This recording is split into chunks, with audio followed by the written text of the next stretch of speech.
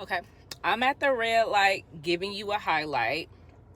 If you don't know where that's from, don't worry about it. Not for you. I am only 8% into When It's Only Us, and it's going to be a vlog. Did I say blog? It's going to be a reading vlog. I mean, it's giving Binge, the Bergman Brothers series energy, and I'm here for it because that 8% is doing it.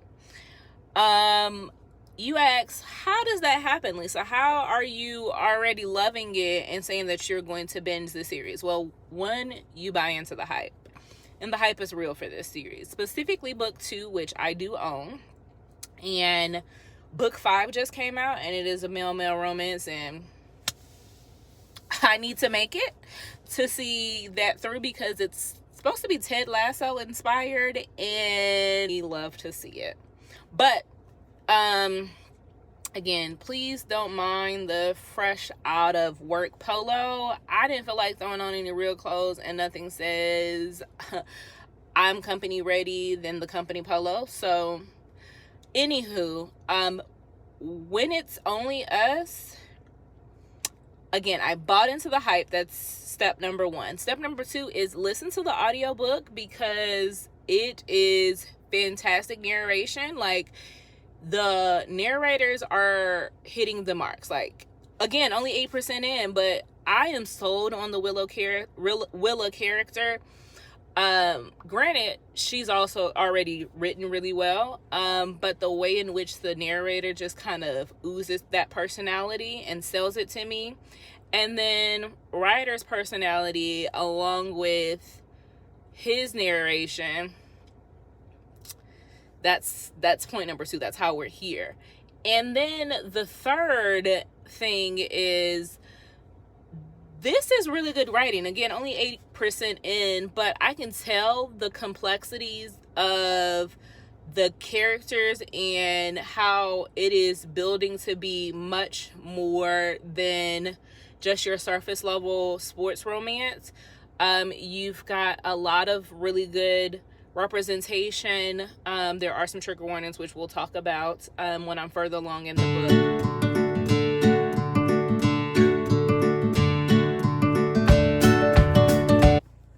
Hey y'all, I'm back with the Car Chronicles, and I'm losing my shit. I'm 50%. Correction, I'm 45% in, and the feels, right? So first and foremost, I want to go on record to say your girl figured it out. She figured it out, and I'm guessing that this is going to be a 5-star because, baby, the layers of complexity in which Miss Chloe Liese has placed into this book, whoo, it's going to wreck.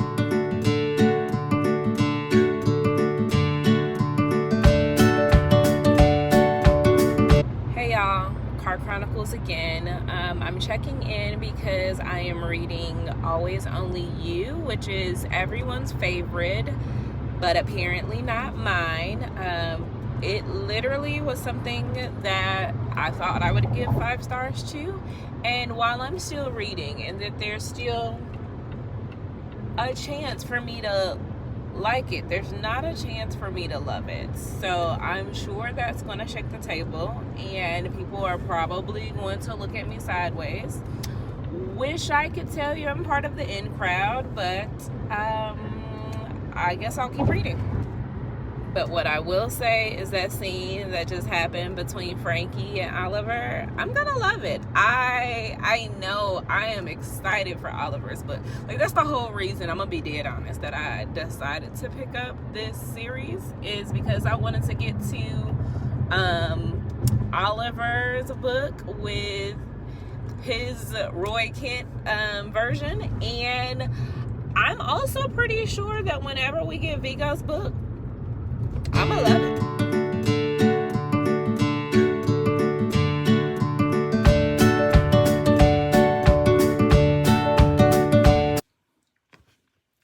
Hey, so this is check-in for book number 3, which is Ever After Always, and I am 20% in, and I just want to say, Chloe Liese has stuck her whole foot into this book, like 20% in. She said, I gave you 3 books to I gave you 2 books to warm up to me, like prepare yourself, build up to what I was going to give to you, and now we're hitting the ground running. I'm punching you in the face with the feelings, and buckle up, because that's how I'm feeling. Like, this book, second chance. Well, actually, it's not a second chance romance. This is Marriage in Trouble.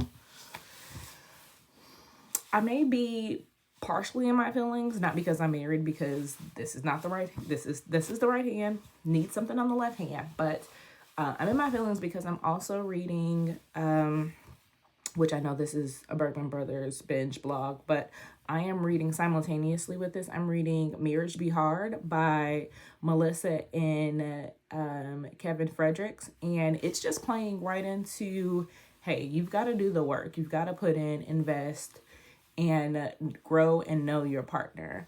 So I can't wait to read this. I'm pretty sure I'm claiming 5 stars, because this one is emotionally gripping. Okay. I don't know if it's me, trying to make something out of nothing, or that I'm like always thinking that there is more to a story, especially when an author puts a character in place. But if this person is who I think they are,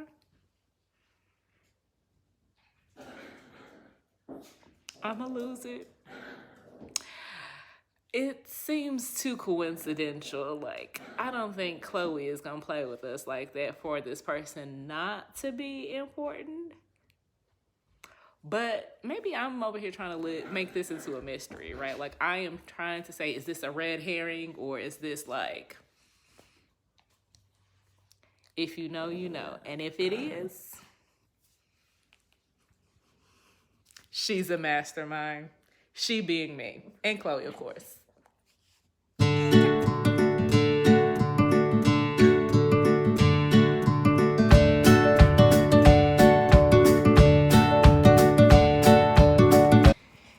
Hey y'all, it is time for my check-in. I am on my afternoon walk with Miss Chloe, and we are listening to Forever Always You, I think that is, 4th book in the series.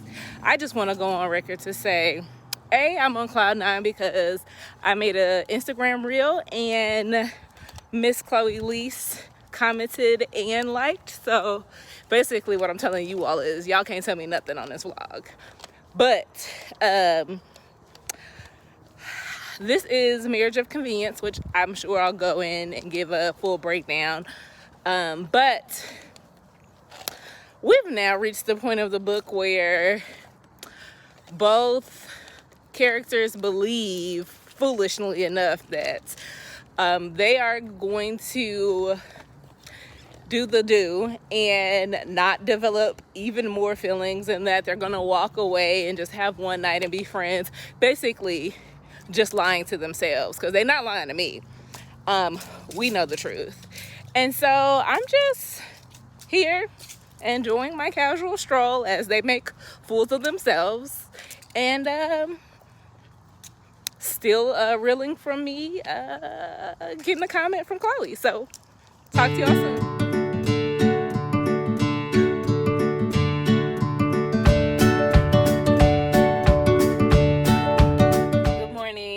Happy Car Chronicles for book 5. I have started Everything for You, and I love it. I know y'all are like, girl, you always say that, but it's true. Gavin is truly giving me the Roy Kent energy I need, and no one told me that he was going to be playing poker with old men. Like, that is certifiably cute, and I know it's going to be funny. Like, The old man said, when he told me that we had a professional athlete here, I thought I was going to be going to, Dodger Stadium, and you mean to tell me you throw around a bathroom towel looking ball around the field? I lost it. In addition to that, Oliver must be protected at all costs. Like, I know he is giving big golden retriever energy. Definitely haven't reached the Ted Lasso yet of him, but he got to be protected. Like, he is a sweetheart, and I feel so much for him, especially with his like middle child syndrome. I'm hoping that my heart just hits the roof and doesn't come back down. So more to come. So, hey everyone. All right, so it's final check-in time. I've read all 5 books. I mean, I'm going to pat myself on the shoulder because I was binging this. Like, this is literally the definition of a binge series. The Bergman brothers and sisters had me where I couldn't stop. Like, I had to go and go and go. Like, no, don't talk to me. I'm in the middle of something. No.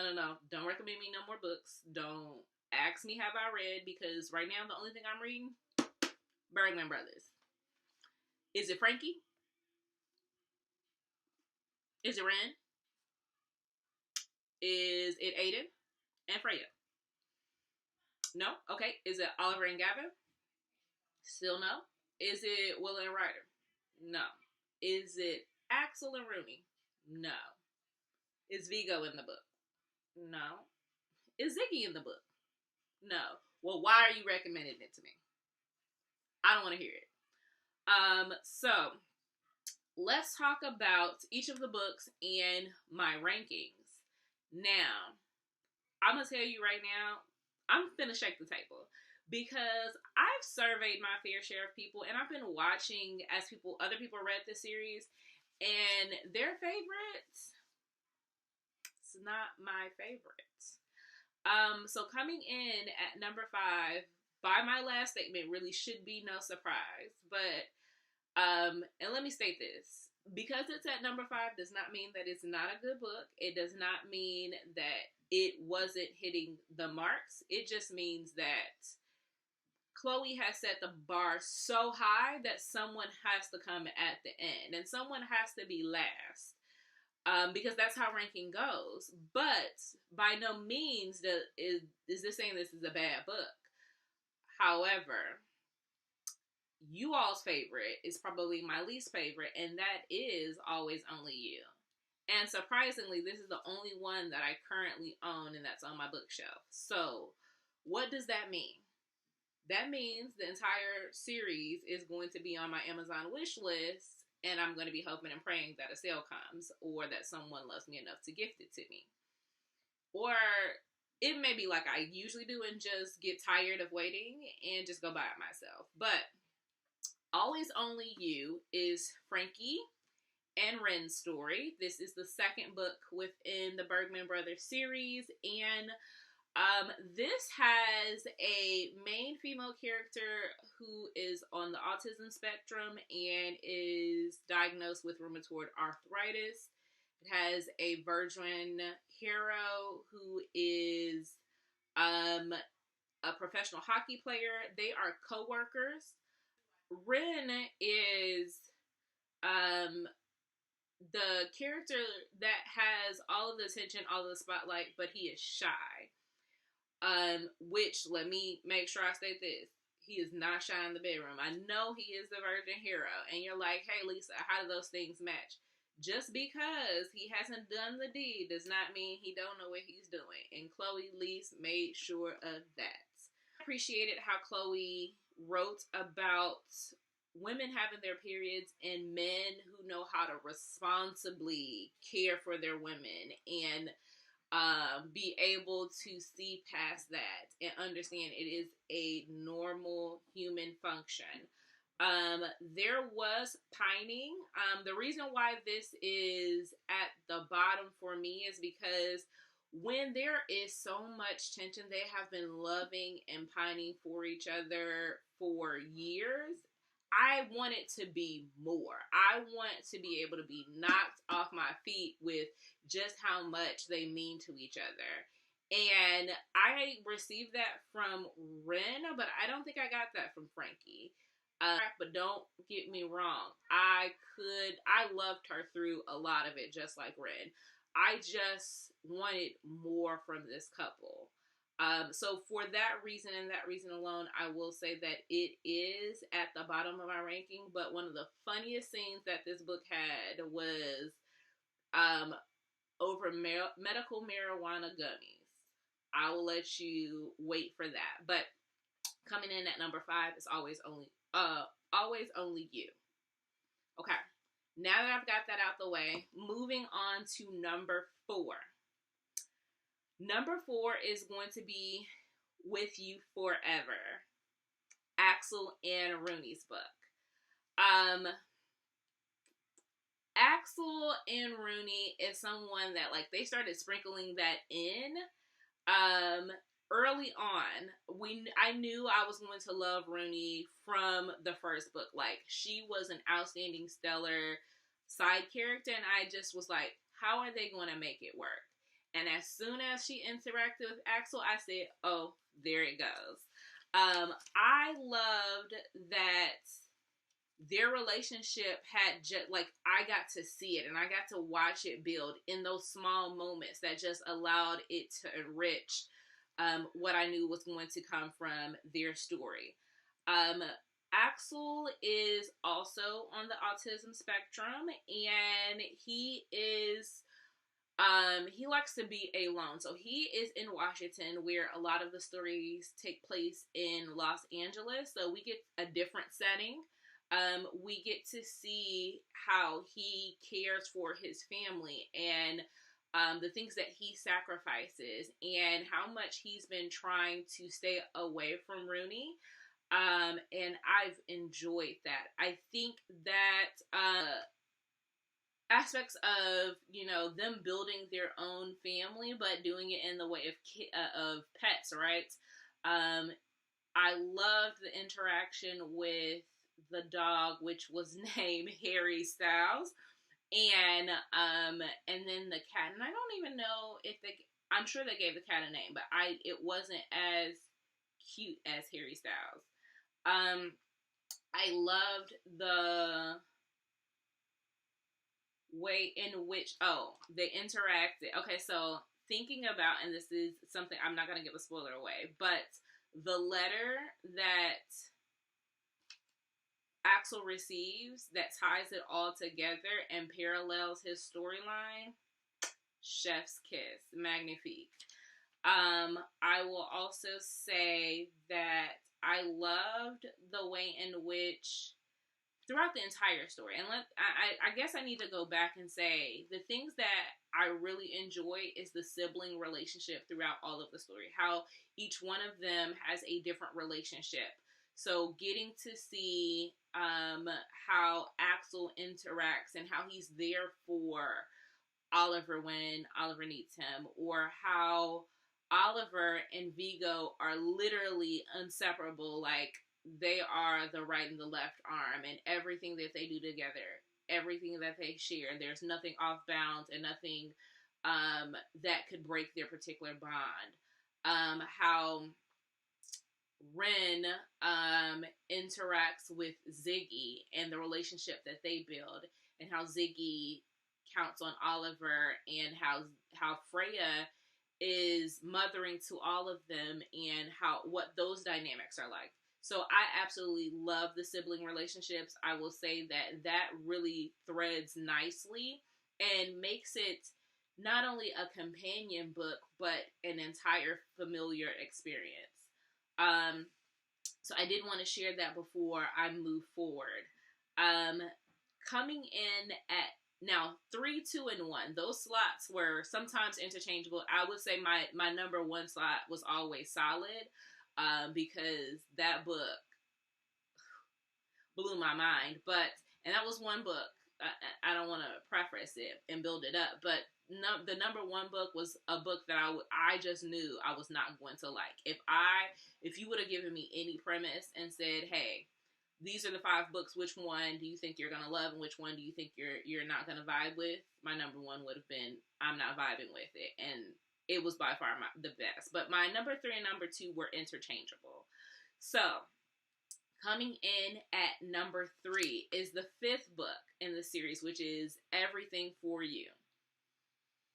Now, this is the book that I actually started reading the series for because it is a Ted Lasso inspired book, and I knew I needed to get to it. It has that Roy Kent Grump versus Golden Retriever Sunshine Ted Lasso vibe in Oliver and Gavin, and I knew I was going to eat it up and just be sick to my stomach because I just gobbled it up so fast that I was going to be in a reading slump when it's done.